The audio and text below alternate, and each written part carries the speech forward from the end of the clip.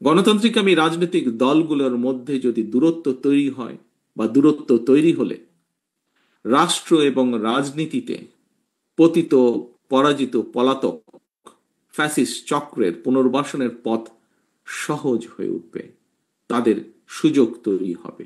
এই ব্যাপারে আমি গণতান্ত্রিক সারা দেশে প্রিয় গণতান্ত্রিক আমি জনগণের প্রতি সজাগ এবং সতর্ক থাকার বিনীত আহ্বান জানাই। আমি বারবার একটি বিষয়ের দিকে সবার দৃষ্টি আকর্ষণ করেছি। সংবিধান কিংবা লিখিত বিধিবিধান দিয়ে কখনোই ফ্যাসিবাদ ঠেকানো যায় না।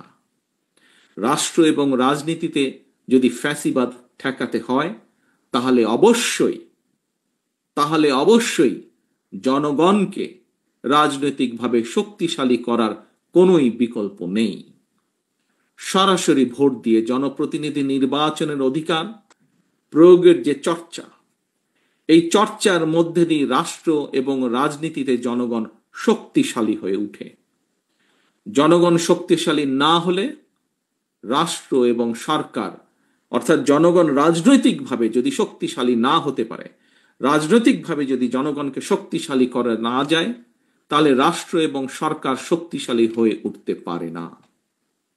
গণতান্ত্রিক ব্যবস্থাপনায় রাষ্ট্র এবং রাজনীতিতে জনগণকে শক্তিশালী করা কিংবা প্রতিটি নাগরিকের রাজনৈতিক অধিকার প্রতিষ্ঠার ক্ষেত্রে নির্বাচনই হচ্ছে জনগণের সরাসরি ভোটের যে নির্বাচনী ব্যবস্থা, সে নির্বাচনই হচ্ছে অন্যতম প্রধান মাধ্যম।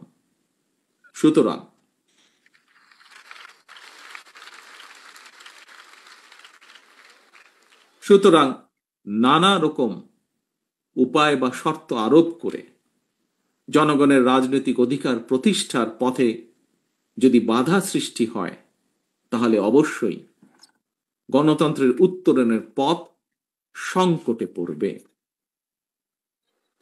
প্রিয় সহকর্মীবৃন্দ, প্রিয় সকল রাজনৈতিক দলের সহকর্মীবৃন্দ,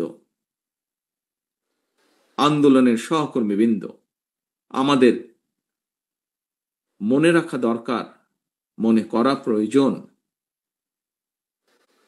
স্বৈরাচারী শাসনের সময় আমরা কেউই, প্রত্যেকটি গণতান্ত্রিক রাজনৈতিক কর্মী, প্রত্যেকটি বিরোধী দলীয় কর্মী কেউ নিরাপদে ছিল না, কারো পরিবার নিরাপদে ছিল না। যদি গণতন্ত্রের উত্তরণের পথ সংকটে পড়ে, রাষ্ট্র এবং রাজনীতিতে জনগণ নিজেদের অধিকার করতে না পারে, তাহলে সামগ্রিকভাবে সকলকে, সমগ্র রাষ্ট্র দেশকে সমস্যায় পড়তে হবে।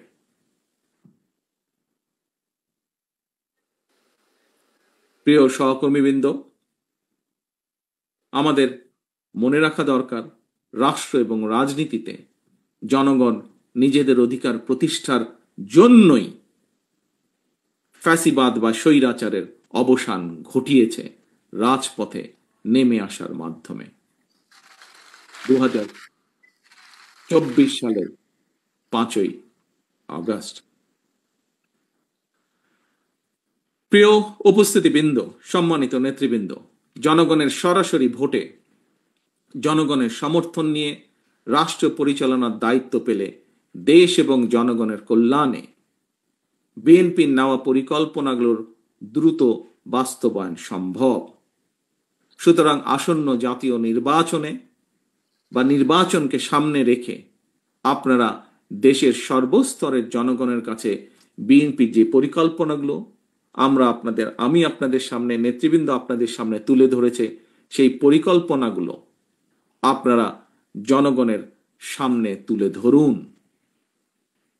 বিএনপি বিশ্বাস করে জনগণই বিএনপির সকল রাজনৈতিক ক্ষমতার উৎস। প্রিয় ভাই বোনেরা, প্রিয় সহকর্মীবৃন্দ, প্রিয় নেতৃবৃন্দ, সমগ্র দেশে ছড়িয়ে ছিটিয়ে থাকা, সমগ্র দেশে শহীদ জিয়া এবং দেশনেত্রী খালেদা জিয়ার সৈনিকগণ, আসুন আমরা সকলে জনগণের সামনে দাঁড়াই, জনগণকে সাথে নিয়ে আমরা জনগণকে বলি, ভোট দিলে ধানের শীষে, দেশ গড়ব মিলেমিশে।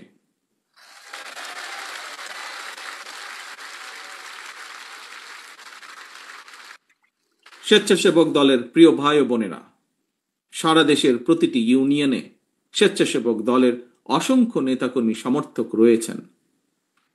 আমি আপনাদেরকে আজকের এই প্রতিষ্ঠা বার্ষিকীর দিনে একটি পরামর্শ রাখতে চাই। স্বেচ্ছাসেবকের ভিত্তিতে আজ আপনারা সারা দেশের উপজেলা পর্যায়ে যে হাসপাতালগুলোতে যে অভিযানটি আপনারা করছেন, যে কাজটি আপনারা করছেন, স্বেচ্ছাসেবকের ভিত্তিতে আপনারা পরিবেশ রক্ষায় পরিচ্ছন্নতা অভিযান কার্যক্রমের জন্য সারা দেশে ইউনিয়ন ভিত্তিক একটি কর্ম পরিকল্পনা তৈরি করা যায় কিনা বিষয়টি বিবেচনা করে দেখবেন। আমি মনে করি একটি সুবিধাজনক সময় স্বেচ্ছাশ্রমের ভিত্তিতে সারা দেশে একযোগে পরিচ্ছন্নতা অভিযান ঘোষণা দিয়ে কার্যক্রম শুরু করলে একদিকে পরিবেশ রক্ষায় যেমন আপনারা ভূমিকা রাখতে সক্ষম হবেন, অপরদিকে প্রচলিত রাজনীতির গুণগত পরিবর্তনের ক্ষেত্রে একটি দৃষ্টান্ত স্থাপন করতেও স্বেচ্ছাসেবক দল সক্ষম হবে, যা জাতীয়তাবাদী দল বা জাতীয়তাবাদী শক্তিকে জনগণের সামনে রিপ্রেজেন্ট করবে নতুনভাবে। প্রিয় সহকর্মীবৃন্দ, অনেক লম্বা হয়ে গেছে বক্তৃতার পালা। পরিশেষে বক্তৃতা আমি শেষ করে আনতে চাই। আমি বক্তব্যের শেষে আপনাদেরকে আমি আপনাদের প্রতি আহ্বান রেখে বলবো, ফ্যাসিবাদ বিরোধী আন্দোলন করতে গিয়ে আমাদের লাখো নেতাকর্মীকে বছরের পর বছর ঘরবাড়ি ছাড়া থাকতে হয়েছে। আমাদের হাজারো নেতাকর্মীকে গুম খুন অপহরণের শিকার হতে হয়েছে। ফ্যাসিবাদ শাসনের অবসান বা স্বৈরাচার পলায়নের পরও আজও ফ্যাসিবাদ আমলের দায়ের করা মিথ্যা এবং রাজনৈতিক উদ্দেশ্য প্রণীত মামলায় এখনো আমাদের হাজার হাজার নেতাকর্মীকে আদালতের বা হাজিরা দিতে হচ্ছে। গতকালকে আমাদের কৃষক দলের সেক্রেটারি বাবুলকে জেলে যেতে হয়েছে এরকম একটি মিথ্যা মামলার কারণে। সুতরাং স্বাধীনতার ঘোষকের আদর্শের সৈনিক হিসাবে, mother of democracy Begum Khaleda জিয়ার একজন কর্মী হিসাবে, জাতীয়তাবাদী আদর্শের একজন অনুসারী হিসাবে আপনাদের প্রতি আমার আহ্বান, যা এরই ভিতরে আমাদের স্থায়ী কমিটির সদস্যরাও আপনাদের সামনে বলেছেন, অন্য বক্তারাও বলেছেন, এমন কোনো কাজ থেকে আপনারা বিরত থাকবেন যা জনমনে বিরূপ ধারণা তৈরি করতে পারে। মনে রাখবেন, জনশক্তি, প্রিয় সহকর্মীবৃন্দ, মনে রাখবেন, জনশক্তি জনবল, বিএনপির মনোবল। জনগণের কি বলেছি? জনশক্তি জনবল, বিএনপির মনোবল। জনগণের ভালোবাসায় থাকুন, জনগণকে ভালোবাসায় রাখুন। পরিশেষে প্রতিষ্ঠা বার্ষিকী উপলক্ষে জাতীয়তাবাদী স্বেচ্ছাসেবক দলের নেওয়া সকল কর্মসূচির সাফল্য কামনা করছি। একই